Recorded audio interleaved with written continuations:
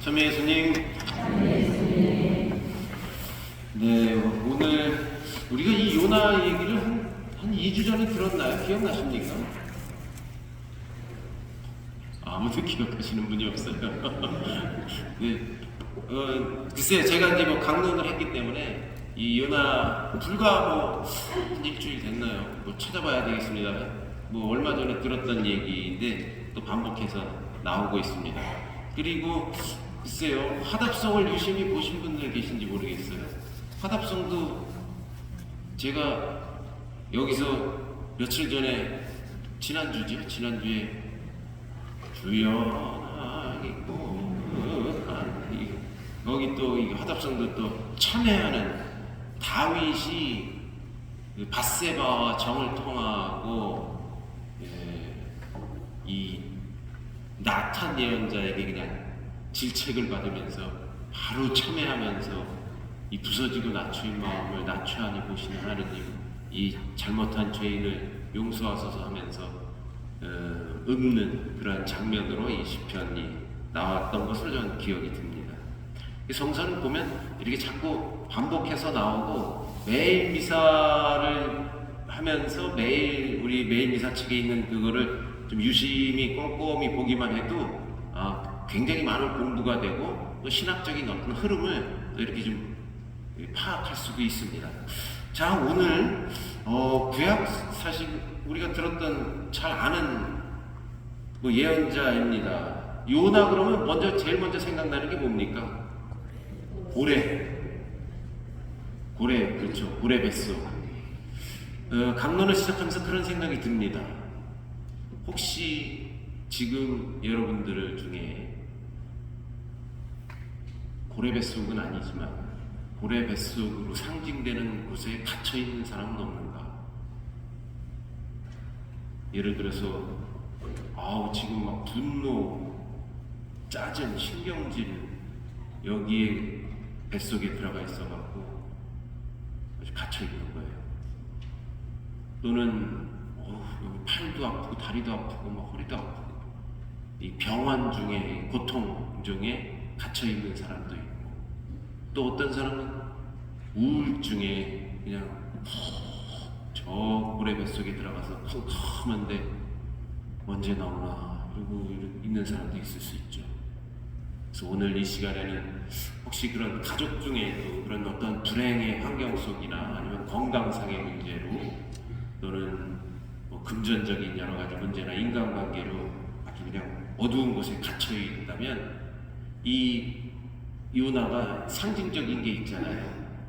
예수님이 무덤에서 사흘 만에 부활하신 것처럼 요나도 고레 뱃속에서 사흘 만에 밖으로 나오게 됩니다. 그래서 혹시 우리 주변에 또는 나 자신이 그런 어떤 상처나 아픔에 갇혀 있다면 이 미사 중에 은혜를 통해서 아주 환한 부활의 새날로 탈출할 수 있는 그러한 은총이 여러분들에게 주어지기를 바랍니다. 구약 성경에 많은 예언자들이 등장합니다. 그 가운데 자신의 이름으로 예언서를 가지고 있는 예언자들이 있어요. 말씀드렸습니다. 구약 성서 후반부에 가면 소예언서라고 12개로 맞춰놨어요. 12개의 소예언서 이름이 쭉 있죠. 그런 사람들도 다 자신의 이름으로 예언서가 있죠. 또 그 앞에도 조금 몇 가지가 있는데, 그래서 자신의 이름으로 예언서를 가지고 있는 사람은 모두 15명입니다. 히브리 성경 기준으로 우리 성경의 애가 바로 다니엘서는 제외된다고 하는데, 이거는 제 얘기가 아니라 제가 이 책을 인용한 신학교 구약성서 하신 신부님, 박형근 신부님 글에서 제가 인용한 거예요.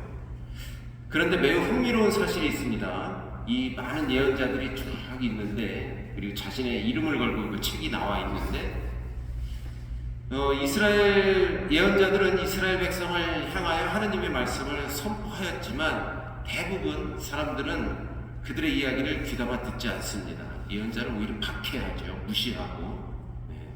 그런데 단 한 명의 예외가 있었으니 바로 오늘 독서의 요나 예언자입니다.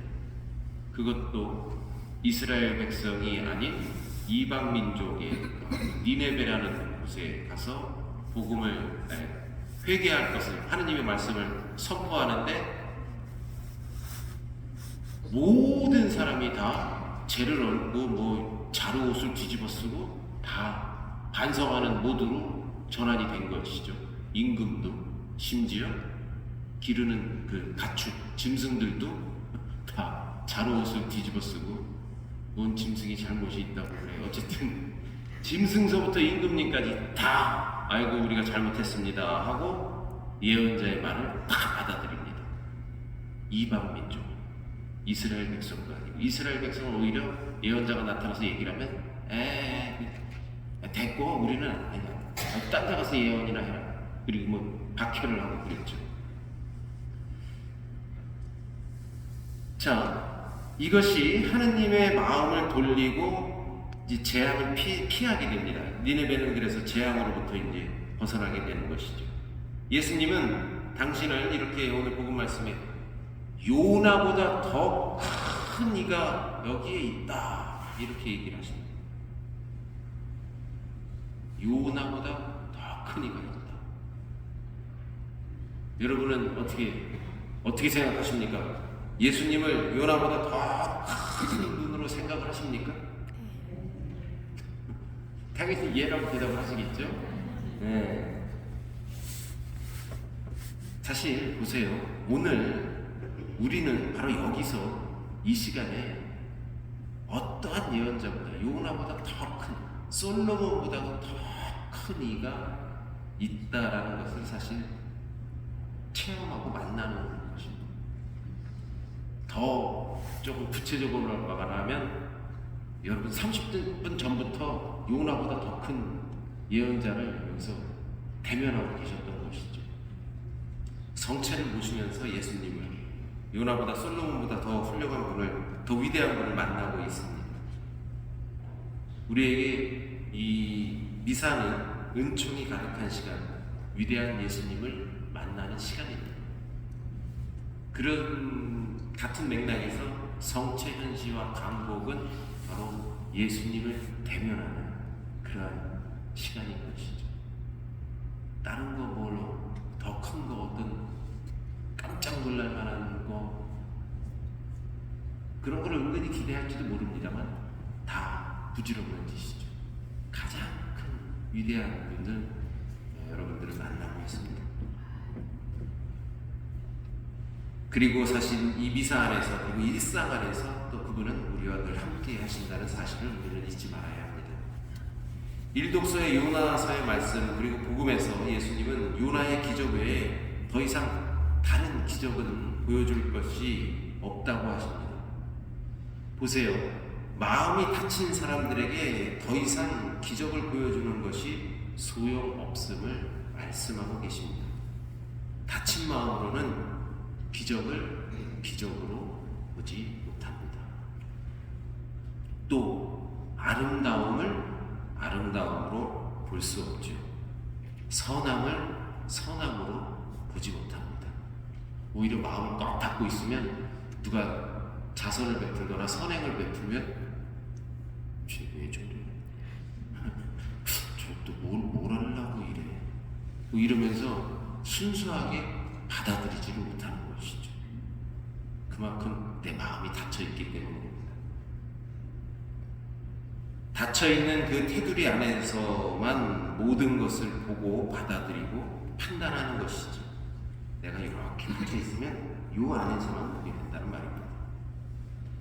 혹시 나도 어떤 것에 갇혀서 아니면 스스로 완고함의 울타리를 엮어 나를 가두고 있는 것은 아닌지, 강론 서두에 말씀드린 것처럼 우울함에 갇혀서 고래 뱃속에 쏙 들어가 있거나 분노와 좌절 이런 걸로 인해서 갇혀 있다면 볼 수가 없죠. 기적을 체험할 수가 없습니다. 주님께서는 우리를 초대하십니다. 넓게 아주 열린 마음으로 세상을 바라보라고 우리를 초대하십니다. 그리고 나의 모습을 변화시켜 가라고 부르십니다. 우리의 삶이 하루하루가 새로운 탄생이요 부활의 아침입니다. 기적의 나날임을 기억해야 합니다. 기적의 나날 속에 스스로 변화되는 나 자신을 발견하도록 오늘도 힘차게 노력하는 하루가 되시기를 바랍니다.